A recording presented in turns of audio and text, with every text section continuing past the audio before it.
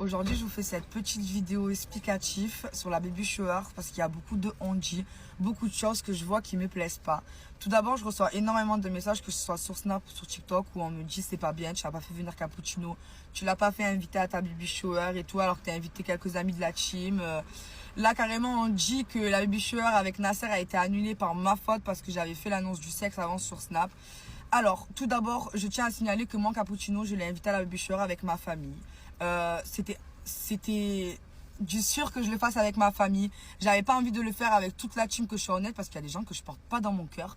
Comme, bien sûr, il y en a qui m'aiment pas. Genre, c'est tout à fait logique, on peut pas plaire à tout le monde. Donc, du coup, je voulais vraiment le faire avec ma famille et certaines personnes de la team avec qui je porte dans mon cœur. Ne pas faire venir des hypocrites. Et du coup, Cappuccino ne voulait pas, il n'était pas d'accord avec ça avec moi. Il voulait le faire vraiment avec toute la team pour qu'il y ait un engouement, pour qu'il y ait un buzz, on va dire, sur tout ça.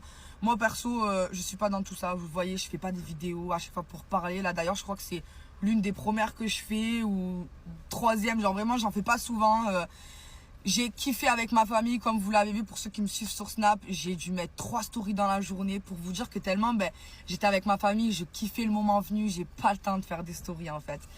Et donc du coup voilà, déjà premier point, pourquoi Cappuccino ne l'a pas fait avec moi à Marseille, parce qu'il voulait le faire avec la team Nasdaq pour avoir un engouement autour de tout ça.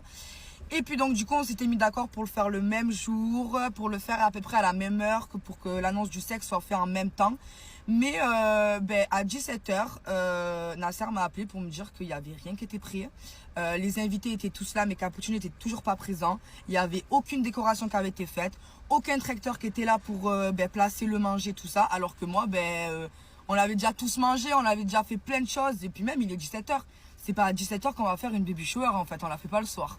Donc du coup Nasser a pris l'initiative d'annuler tout ça parce que ça ne servait plus à rien, c'était trop tard et que en fait c'est lui, il prend pas ses responsabilités, il dit toujours oui c'est bon je vais gérer, mais finalement il n'y a rien du tout.